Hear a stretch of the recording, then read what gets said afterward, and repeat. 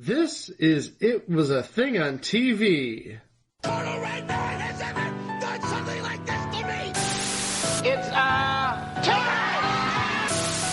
Ladies and gentlemen, I give you the dregs of humanity! Episode 156, Submission 1240. The 1978 Science Fiction Film Awards. The 1978 Science Fiction Film Awards aired in syndication on January 20th, 1978. Your hosts for the Science Fiction Film Awards, Karen Black and William Shatner.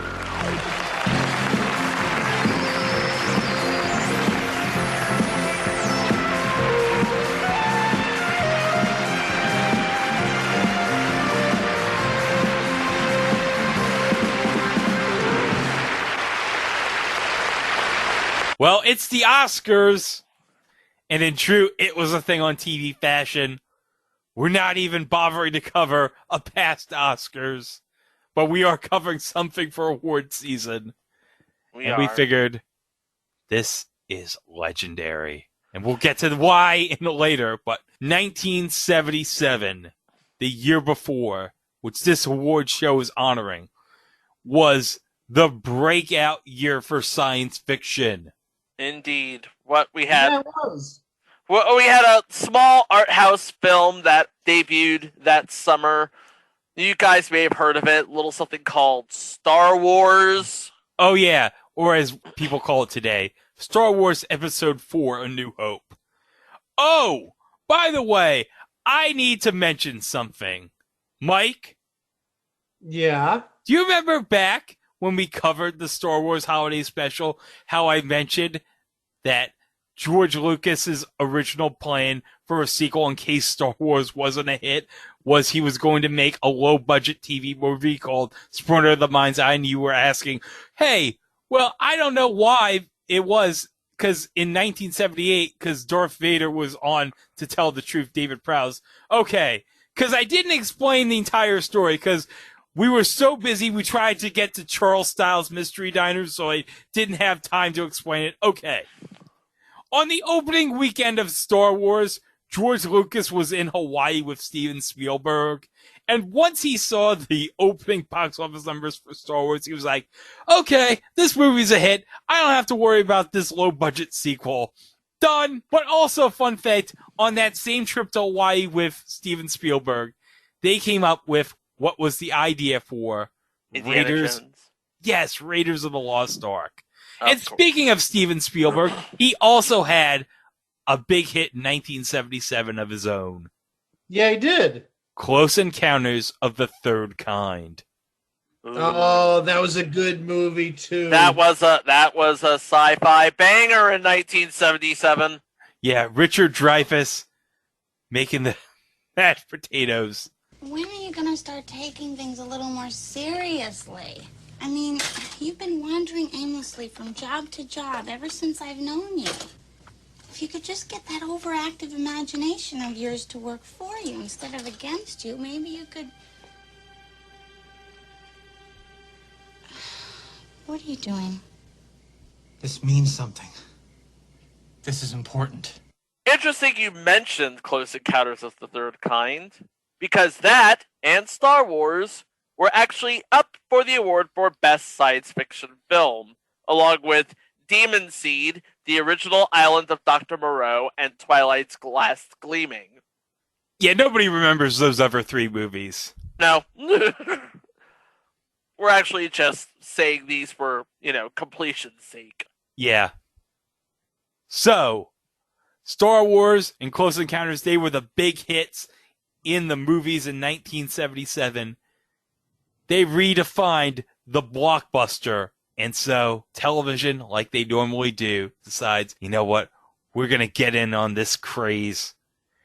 Hey, we got a great idea. This is normally the time of award season. So we're going to have science fiction awards live on television. And the beauty is, Chico, this award ceremony had already existed. Oh, yeah. It existed in 1973 as what was originally referred to as the Golden Scrolls, but have since become the Saturn Awards. Yes, the Saturn Awards, which have become the very top award, the elite award in science fiction. And fantasy and horror. In fact, they are presented annually by the Academy of Science Fiction, Fantasy, and Horror Films. Yeah, so you got all the genres represented. Yep, and nowadays you would be totally shocked if you didn't see a Saturn Awards where you'd have the cast and or crew of Star Trek Picard, The Walking Dead, and The Mandalorian. Yeah. But in 1977, it was just, sort of the genesis of what TV can do with science fiction when you have the Star Wars Holiday Special, and later on that year, a little show on ABC called Battlestar Galactica, and a little show on syndication called Space 1999 that was imported from the UK with Marty Landau and Barbara Bain. That's the second time this week I've referenced Space 1999. What is wrong with me? And don't forget, around this time on PBS, they were airing episodes of this small little British show called Doctor Who. Oh, yes. So science fiction on television was coming into a bit of a renaissance, because you remember back in the old days, you had the sort of days of Captain Video and his Video Rangers and whatnot. And Commander Cody and Flash Gordon. So why are we talking about this particular iteration of the awards? Aside from everything that's going on in the movies in 1977? We're getting there. But who was actually part of the 5th Saturn Awards show? Well, hosting it, you have, what name is bigger in the sci-fi world in 1978 than a show that was on NBC a decade earlier and then became a giant hit in syndication?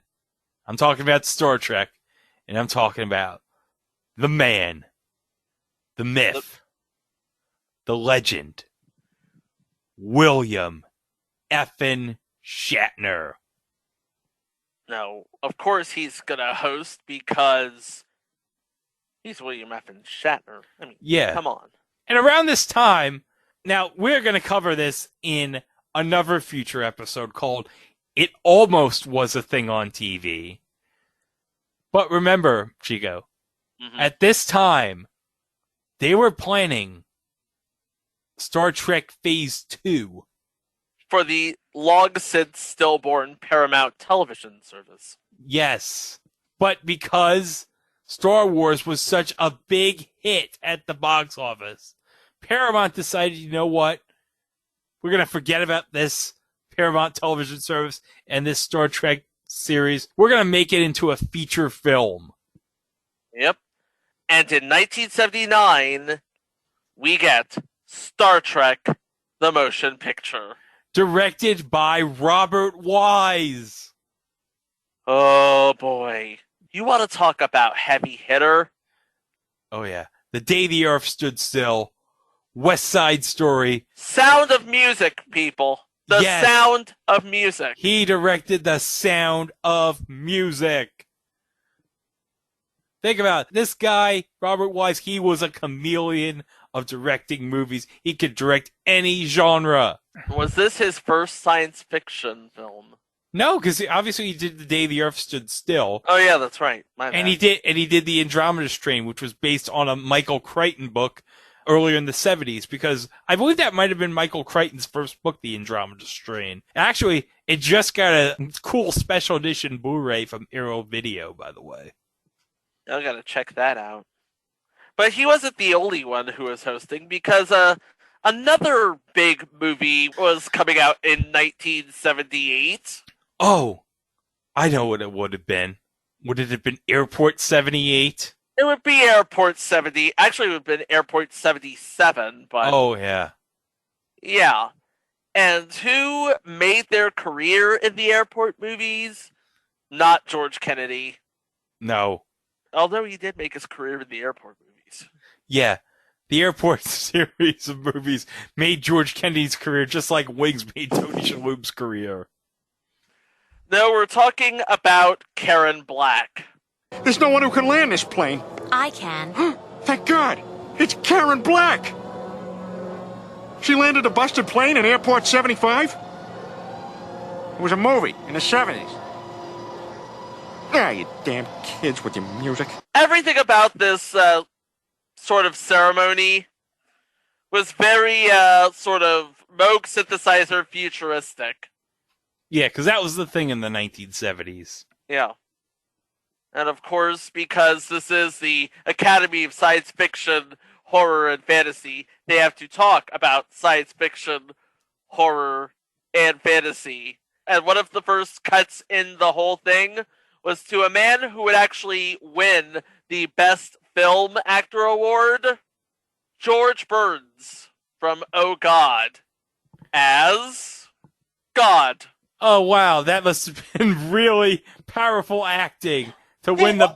Wait. No, don't make fun of that movie. That's one of my favorite movies as a younger kid. I'm not denying that. I'm not George Burns is great, no God. Absolutely. Oh, yeah. And, of course, we can't forget Oh God, You Devil, the sequel. I like to forget Oh God, You Devil, if I'm being completely honest. Hey, I hold like on. both of He's them. playing Oh God and the devil. Yes. That's what makes it funny. He is both God and the devil. And one of the first presenters of the awards is the president of the Academy of Science Fiction, Fantasy, and Horror, Dr. Donald Reap, who, if I'm being completely honest, looks like the goalie from the Mighty Ducks Game Changers. He does look like the Mighty from the... I hate to plug another thing I'm doing for the Flaspy Nation Pop Experience reviewing Mighty Ducks Game Changers, but yeah, he does exactly look like that goalie. Dude, what are you doing? In my video game, X is kick save. Oh, not in real life. And then we have a quick cut to Brenda Vaccaro. Who that be? Brenda Vaccaro, you know. Brenda Vaccaro. You don't know who Brenda Vaccaro is? She's a freaking legend! Come on! Well, again, I've heard her called Brenda Vaccaro. Brenda Vaccaro, sorry. Yeah, you and your pronunciation the last couple weeks. Yeah, me and my pronunciations, whatever. Your first presenter here is a guy who knows how to wield a lightsaber. His name's Mark Hamill. Yes. By the way, not only does he know how to wield a lightsaber, he also knows how to voice the Joker. Oh, yes. It won't be for another, 15 years, but still. But, yeah, not many people are legends twice. Yeah. Oh, and by the way, we'll also be talking about Mark Hamill in future installment, the 1990 adaptation of The Flash. Oh, and also we should mention Brenda Vaccaro. She starred with Karen Black in Airport 77. Okay, that explains it. And who is this guy with Mark Hamill from the original Flash Gordon, Buck Rogers? The one and only Buster Crabbe. Buster Crabbe! What a name! Buster Crabbe! What a name. What a career this guy's had. He is amazing. Oh my God. And the two are there to present the award for Best Special Effects in Yes. film. And, of course, if I'm not mistaken, that award went to... Are you ready for this? Okay. What is it? John Dykstra and John Steers from Star Wars. Oh, yeah. There's no contest. Yeah, it doesn't get any better than that in 1977. No. I'm sorry. It's like, all you people who are thinking about Sinbad in the Eye of the Tiger, no! Star Wars! Yeah, Star Wars. Nobody cares about... I'm sorry, Ray Harryhausen. Nobody cares about these special effects. I know you're doing it on stop motion with clay, but seriously, these special effects on Star Wars blow it away. And then you have our next two presenters. Oh, yes! This is great! Are you ready for this? Oh, my God. From Close Encounters of the Third Kind, Melinda Dillon, a.k.a. Ralphie's mom from A Christmas Story. And from your Nightmares in 1977, 1980, and 1983. And I guess 2005. And I guess 2005, sure, why not? And in 2016 with Rogue One. And soon to be in your nightmares again with the upcoming Disney Plus series about Obi-Wan Kenobi. Darth Vader. Yes. And the weird... And you know what? Give all the credit in the world. He played up that role. Oh, this guy, whoever it is in the Darth Vader suit. It is David Prowse, but I'm pretty sure that's not James Earl Jones. No, it's definitely not James Earl Jones' voice. No. I never imagined that I could have a close encounter with you, Lord Vader. It is unlikely that you ever will again, unless you are unfortunate enough to be found on the Death Star. Well, if I am, I'll try to have the Force with me. I am a bit late for my next battle, so if you don't mind. No, I don't mind. And the Best Supporting Actress award went to Susan Terrell, by the way. Who that be? Some lady. She played Mary Aiken in Bad. Aside from that, I don't know who she is. But she was nominated for an Oscar for her performance as Oma in Bat City in 1972. And she played Midge Montana in Big Top Pee-wee. Oh! Wow! And she was in more than one episode, let's say, of Starsky and Hutch. Oh, yeah. But sadly, no longer with us. She passed away back in June of 2012. And we're not done yet, because we have the Best Supporting Actor, and of course the winner was Alec Guinness. Oh, wow, what a shocker. I know. And our next award is being presented by Stan Freberg, who we last saw... Hold on. No, it's not an award presentation. It's like a skit. Well, that would explain why he looks like John C. Reilly from Steve Brule. Oh, jeez! Oh my gosh, really? Yeah. I mean, am I the only one who thought of that? No. Now that you mention it, it's now in my head that he's Steve Brule. Yeah, Stan Freberg. I'm guessing that's where John C. Reilly... I'm sorry. He does look like Steve Brule. Oh my gosh. Hey guys, we didn't even mention, but you know what? Stan Freberg was on Match Game Hollywood Squares. So there you go. There's your reference to Match Game Hollywood Squares. Yep. You're doing the Lord's work, my friend. And also he's doing this bit with this puppet that comes out of a UFO. I know they're trying to go for a whole Muppets vibe, but no. And you can clearly see Stan's turn his back to the camera. He's at least trying to keep the kayfabe alive, unlike someone who we'll get to much later in the special. Indeed he is. Oh my gosh, it's like Steve Brule with Kermit the Frog. Yeah. Yep. And our next set of presenters, Piper Laurie and Christopher Lee. Of course, Christopher Lee, sadly, no longer with us, but you would remember him as Count Dooku in the Star Wars prequels.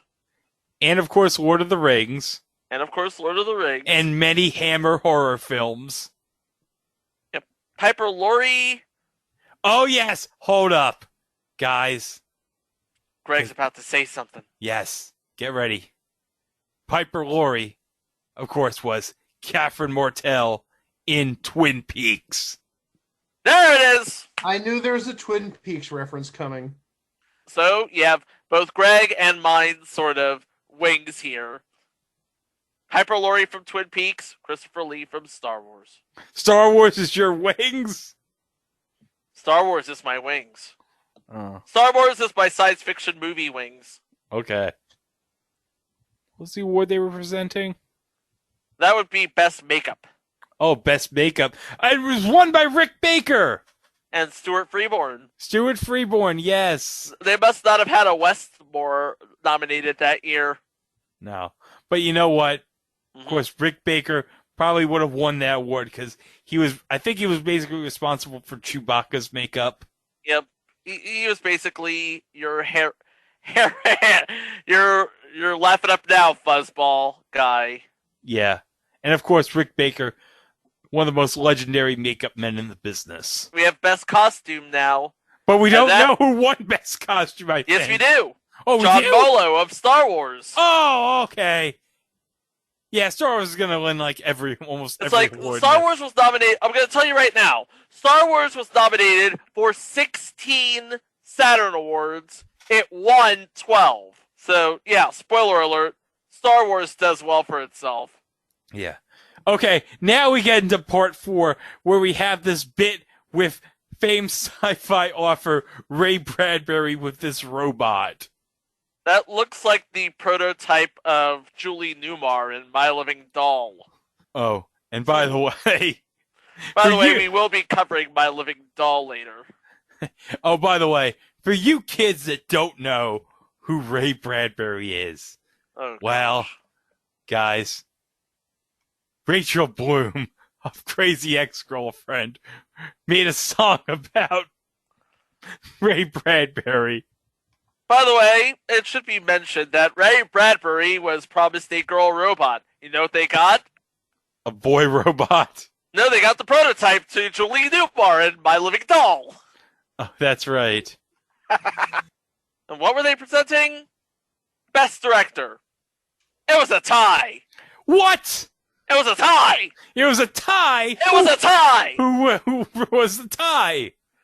George Lucas for Star Wars. And Steven Spielberg for Close Encounters of the Third Kind. Really? Is this a surprise? I don't know how many voters they have. It must have been a really rigged vote if they had to exactly tie the vote. Well, you act like an award is never tied before. It's very rare in the Oscars you have a tie. I think there's only been maybe 2 or 3 ties in the history of the Oscars. Because I think the year Barbara Streisand won her Oscar, she tied with somebody. Part 5. Oh, we got Karen in this black dress. Oh, and she's introducing our next presenter. Yes. Our next presenter.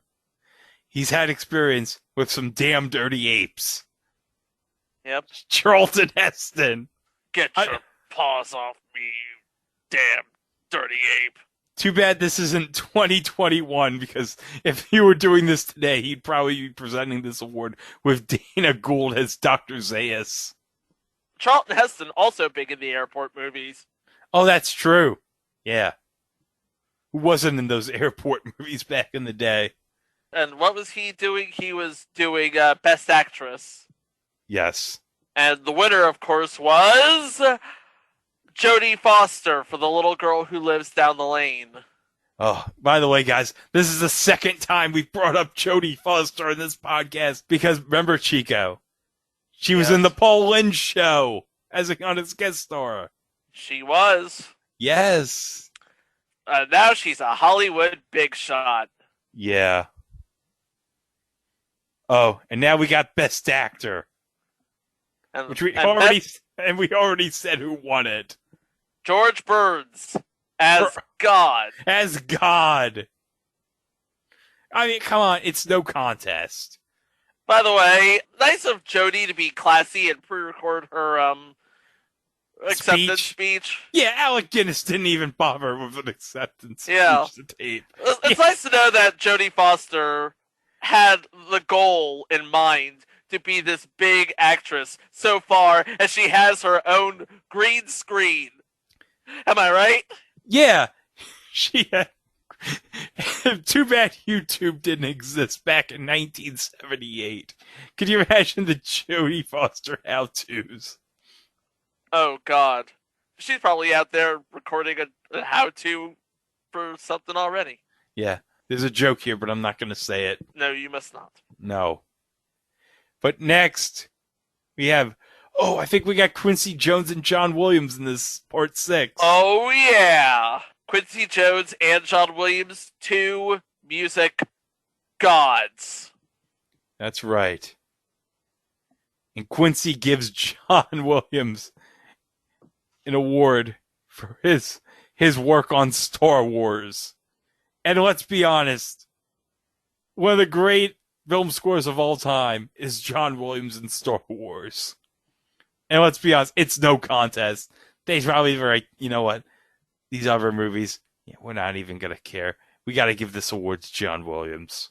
Yep, we're going to. And by the way, if any of y'all don't know who Quincy Jones is, first of all, why are you even listening to this?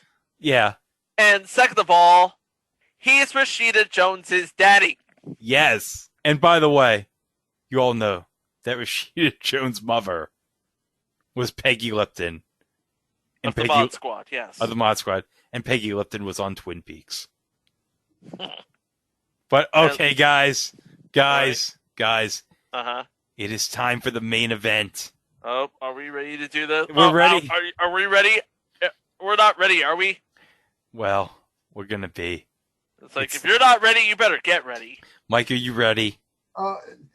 This is the moment I've been waiting for. This is the moment we've been waiting a long, long time for. The reason why we're covering this awards show in the first place. Oh, yeah. So, Karen Black introduces Bernie Taupin, Elton John's longtime collaborator.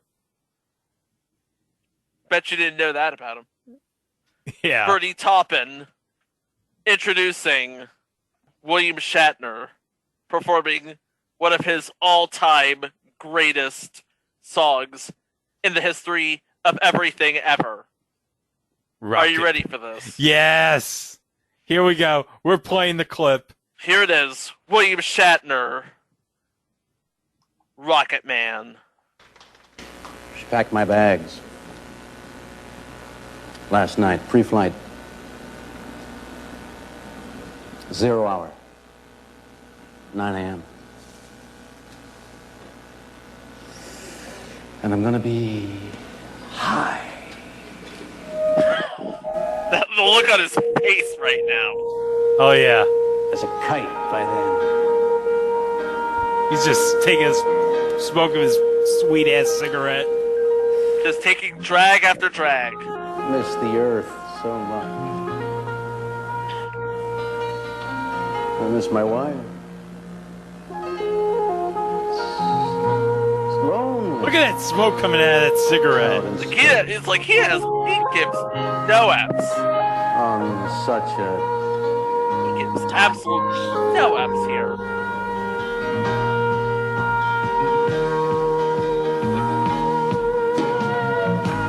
And I think it's going to be a long, long time. To touchdown. Brings me back again to find out.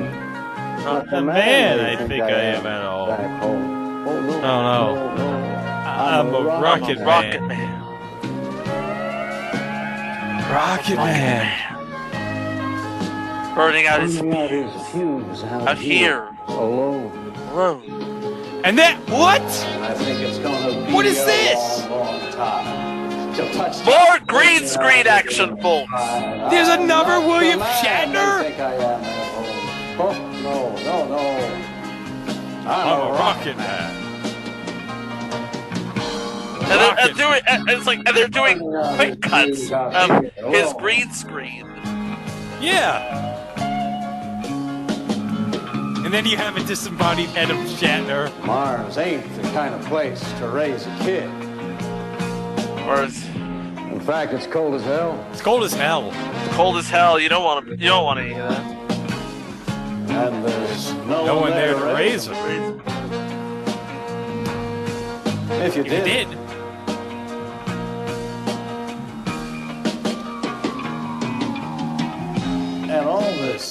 Science? I don't understand. Yeah. And meanwhile, the other Shatner's like, just go smoke this here cigarette, man. Yeah. He's observing, like, he's basically musing on himself. A rocket. Which, you know, you totally get, right? Yeah. And I think it's gonna be a long time. So touchdown brings me around again to find I'm not the man they think I am at all. No. I'm a rocket man. And he's about to cry, guys. I swear to God, he's about to cry. Hello. Wait, we're not done. Hold on, what? We're not done. Oh my God! Be a long time. 3 Shatners? 3 Shatners, and this one looks drunk as hell. The man they think I am at all. And right now, you can't see this, but Mike is holding up his Stewie doll because this is where Seth MacFarlane got the joke. He's out here alone. And I think it's gonna be a long time. And I think it's gonna be a long time. And then it's gonna be here we go. A long time. And I think it's gonna be a long time. And I think it's gonna be a long time. That was worth, y'all. William Shatner, y'all. That is so amazing. That is worth the price of admission alone, ladies and gentlemen. Oh my God. This is one of the greatest pieces of television that has ever been put together. Yeah. Mike, that brings a tear to your eye, doesn't it? It's absolutely iconic, and it's only gotten better with age. Oh, yes. Mm-hmm. It just adds to the legend of William Shatner. And yes, thanks to my buddy Stewie here for doing that. What it was like first or second season of Family Guy, so like 20, 21, 22 years ago. Oh, yeah, that's very early Family Guy. Oh, yes. That was before it came back. That was so old, it was like nobody understood the joke. Nobody understood the reference, but this was like way before the days of YouTube, where you were just, okay, we're just going to circulate the tapes until things happen. Now, you get it. Now everybody gets the reference. You're right. And this has been another installment of Now You Get It. Yeah. That was like fighting the Frizzies level in South Park. Obscure. Yeah. And you know what else is obscure? What? Quark. Okay. Because the series lead, by the way, you remember him from the original Westworld movie. Oh, Richard Benjamin. Yes, Richard Benjamin. He and Paula Prentice his are wife. presenting his wife, yes. And they just had a child, and the child doesn't have a job yet, so... Oh, well. I'm quoting Karen Black now. But there you go. Richard Benjamin and Paula Prentice were married in the 70s. And they are presenting the next award, which is Best Fantasy Film. And that would go, of course, to Oh God. Oh God. It won Best Fantasy Film. Oh God was a good movie. That made John Denver's acting career. Well, yeah, it would be a fantasy movie because it certainly isn't. It isn't nonfiction. No. Or at least I hope not. And after, like, how do you follow William Shatner? Just how? A salute to Lon Chaney by quick change artist Michael McGivney. Oh, hold on a second. Lon Chaney, you said? Lon Chaney. Yes, Lon Chaney. Well, you know who had a thing for Lon Chaney. Who had a thing for Lon Chaney? I was Lon Chaney's lover. Go back and love him. From Jackass the movie. I was Lon Chaney's lover. Ah! No. Yeah, I didn't need to see that. That's one of my brother's favorite scenes from Jackass the movie. We quoted every time, once a year. I was Lon Chaney's lover. Okay, yeah, this is like a what the F sequence. But it was a really good what the F sequence. It was. So now let's go to the best horror film as presented by Wolfman Jack and Waylon Flowers and Madam, who is dressed, by the way, as the Bride of Frankenstein. Yeah. Oh, and by the way, Wolfman Jack, of course, was in American Graffiti, which was directed by George Lucas. And for you youngins who don't know about Wolfman Jack, one of the most legendary radio personalities of all time. Yes. Perhaps one of the best broadcasters of the 70s and 80s. Yeah. One of the best voices by far. Yeah.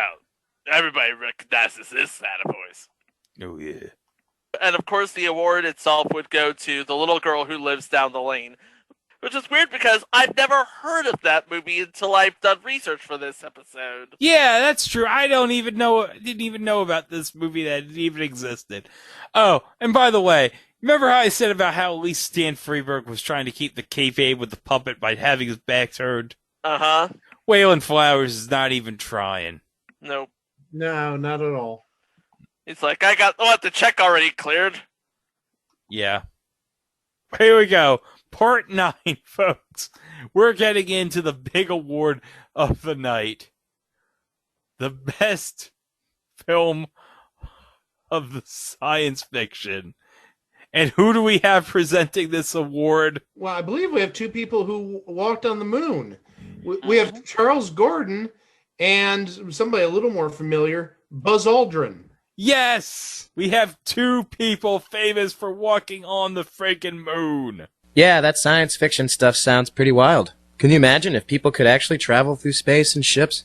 Why, if they could do that, maybe they could get me off the f***ing moon! And, God. And if you watch this, they get like a minute standing ovation. Oh, yeah. And deservedly so, mind you, but they get a long standing O. They walked on the moon! They walked on the freaking moon, people!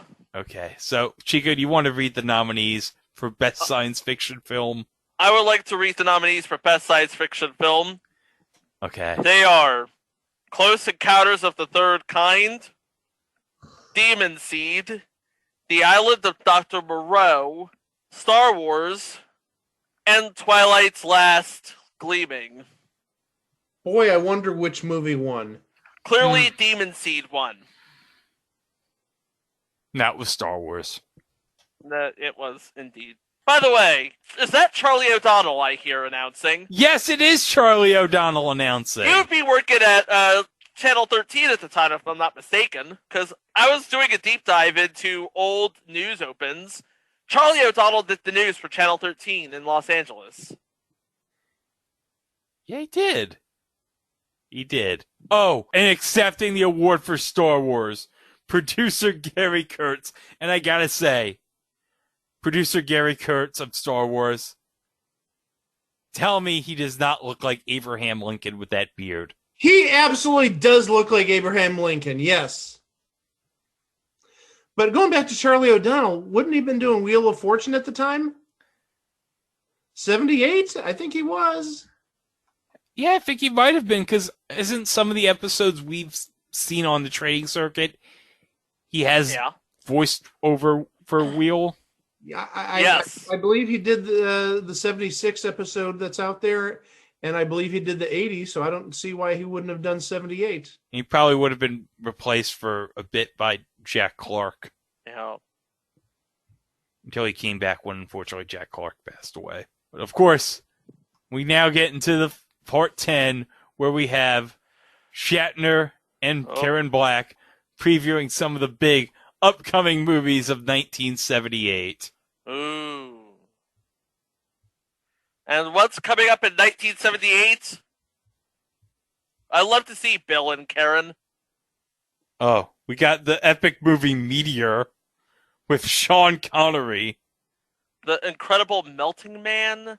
The Incredible Melting Man. Oh, we have the remake of Invasion of the Body Snatchers with Donald Sutherland and Leonard Nimoy. Star Crash, whatever that is. Yeah, whatever that is. Oh, the movie Capricorn 1. Huh. Oh, that made O.J. Simpson's career. And really, probably the best movie of them all, I don't even see there. The best movie from 78, I should say. What's that? Halloween. Oh, that's right. Oh, yeah. Dun, dun, dun, I guess they didn't think much of it. Oh, yeah. No one thought about that. No one thought Tony Curtis's daughter would carry a movie. Oh, hold on, Mike. I mentioned Tony Curtis. Hold up. Oh, no. Oh, no.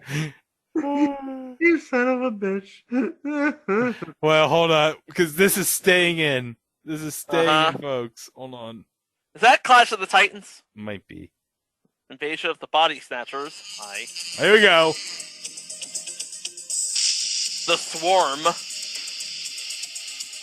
Which is like the bees scene from The Wicker Man. Stretched out to 2 hours. Not the bees! Ah!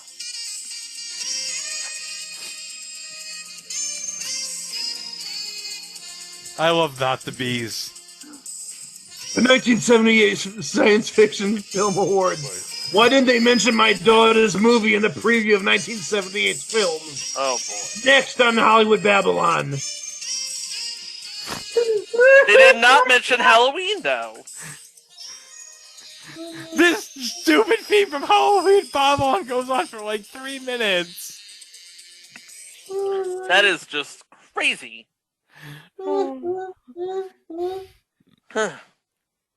Tony Curtis. Tonight on Hollywood Babylon, we're going to be talking about William Shatner. Why is he there's 3 different people? Are they split personalities? We'll find out tonight on Hollywood Babylon. I'm Tony Curtis. Eventually, we're going to do a Hollywood Babylon episode. Oh, no. Oh, boy. Oh, no. We are dead. Oh, boy. I thought Shatner's Rocket Man would kill us. Oh, no. It was stupid Hollywood Babylon. Tony Curtis complaining about his daughter's movie not in that preview montage. Oh my gosh. Oh, one thing I forgot to mention. Who co-produced this special? Oh, Who yes, co-produced yes. this special? Scott Sternberg and Arnold Shapiro. Scott Sternberg, of course, the legendary game show producers, and Arnold Shapiro, who produced a couple seasons of Big Brother, and like Scared Straight and Rescue 911. Yes, and of course, as we all know, Rescue 911. William Shatner was on it as the host. Yes. Yeah, he was. You know what the selling point was? What? His performance of Rocket Man. Oh, that's probably what sold Arnold Shapiro on casting him as the host. Like, yes, he knows how to be serious. But let's not forget, Rescue 911 had a pinball machine, and we'll be covering that in June on It Had a Pinball Machine. The second mention of that show this week. Yeah. Well, what do we have to say about the 1978 Science Fiction Film Awards? It was a thing out there on TV. Yeah.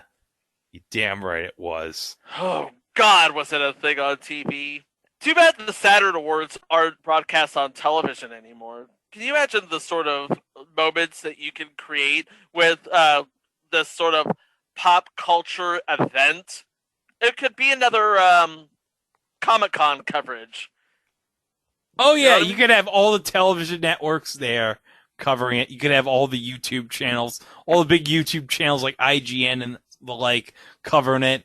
It'd be amazing. Yep. Yeah, you could definitely do that. But alas, it is not to be. Yeah. Shame, really. It is. Let's do some shopping, shall we? Oh, crap.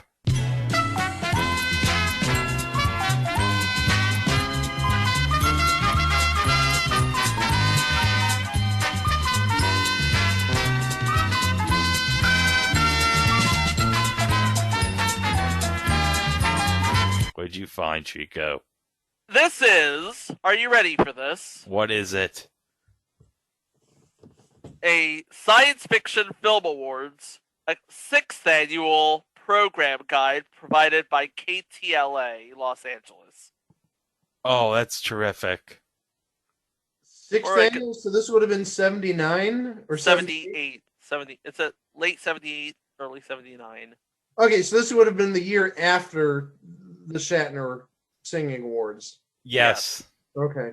I will tell you right now, 6th Annual Academy of Science Fiction, Fantasy, and Horror Film Awards. From KTLA Studios. And it's just a program. It's just the program, yes. But it's not even a program. Yeah, it is the program. I'm sorry. Okay. Who's starting first? You know what, Greg? You got an honest face. You go first. All right. I'm going to go $50. Mike? I got to do it. I got to $1 him. $1. And you both overbid. I said $1. How did I overbid? I thought you said 51. I'm sorry. No, I meant $1. Okay. So I wonder what's going to happen, huh? Sadly, not the first time I've ever made that mistake. Okay. The actual price for this Science Fiction Film Awards program, $29.99. Oh. Still too much in my opinion, but okay. I was going to say 40. I would have been at least $10 off. Yeah. And apparently they're billing it as a very rare and such a great piece of history for anybody. Really? And the seller is apparently self-billed as the #1 pop culture convention in Los Angeles since 1979. Hey, I got a question. If Jamie Lee Curtis was at the awards, do you think Tony would have presented an award at the 1979 Science Fiction Film Awards? Mike, do you have any idea how that would go? That would be very awkward. I have no idea. You know how it would go? I'm Tony Curtis. I'm here to present an award at the 1979 Science Fiction Film Awards. Last year, William Shatner was singing a duet. What do you call a trio or something?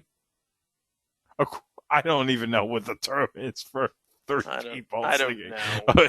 Yeah, there's three personalities of himself singing. I'm Tony Curtis. Oh, God. We've lost it. Now that this has gone completely off the rails, Wait, you said we lost it. That sort of implies that at one point we had it. Oh, yeah, we did. You know. But anyway, before we go ahead and end this monstrosity, we want to give a shout out to the folks at the Museum of Classic Chicago Television, fuzzymemories.tv, for making the entire ceremony, less the opening sequence, available to watch online. Oh, yes. We always praise Fuzzy Memories. They do great work. And also, they're going to help us out in late July, early August, because there is a certain event in Chicago that we'll be covering this year on the podcast. That happened in the late 70s.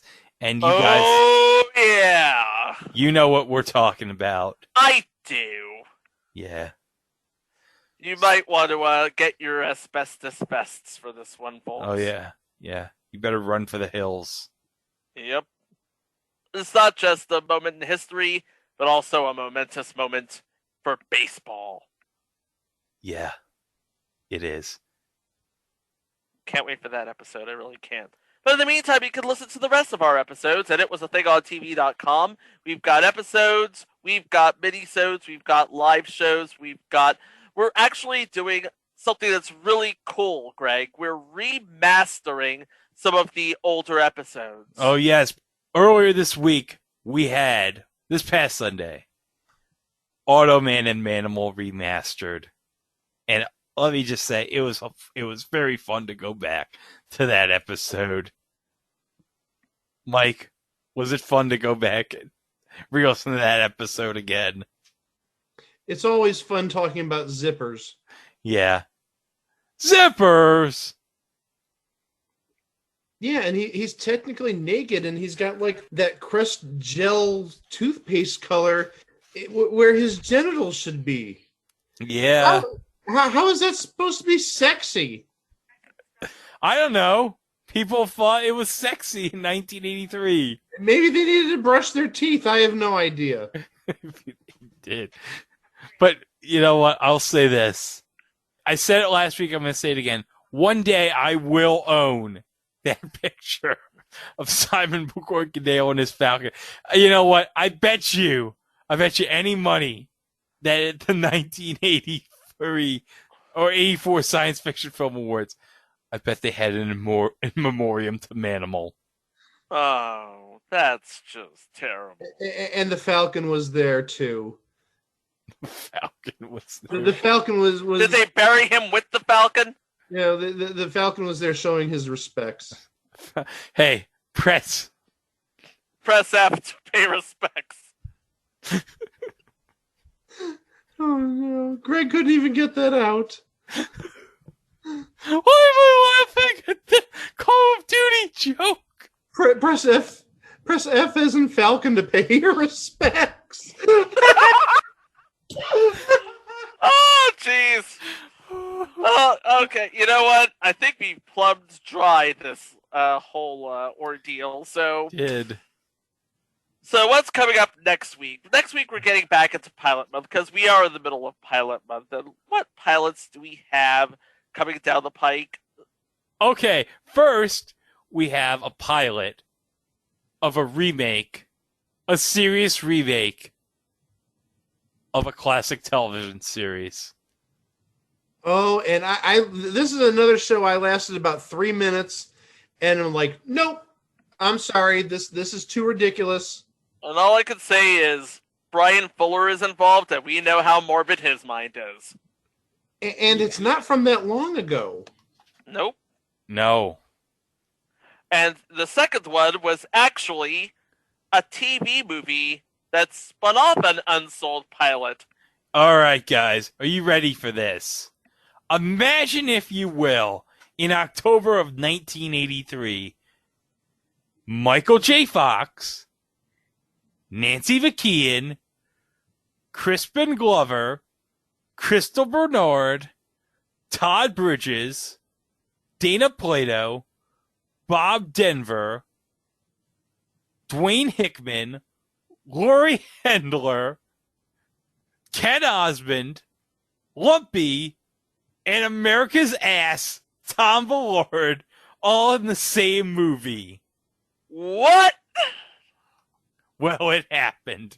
And we're going to cover that next week, right here on It Was a Thing on TV. Thanks for listening, and we'll see you on Monday. Wow! Here's a message I think appropriate for a man being honored for his life achievement. And now the end is near. And so you face the final curtain. My friend, I'll say it clear.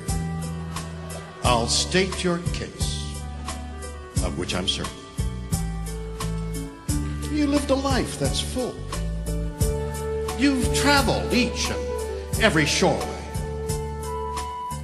And more, much, much more than this. You did it your way.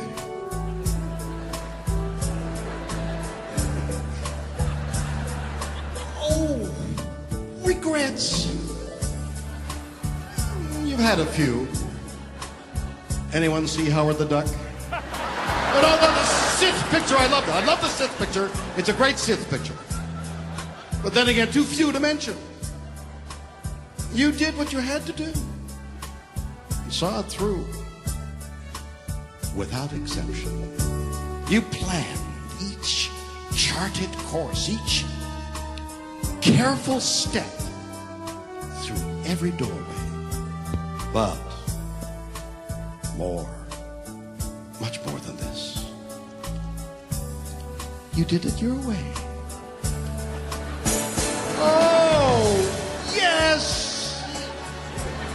There were times I'm sure you knew when you bit off more than you could chew, Baka. Shut up. But through it all, when there was doubt, you ate it up and spit it out. You faced it all. And you stood tall. And you did it your way. But what is a man? What has he got? Not himself. Then he has not. I'm doing it my way. To say the things he truly feels, and not the words of one who kneels. The record shows you took the blows, and you did it.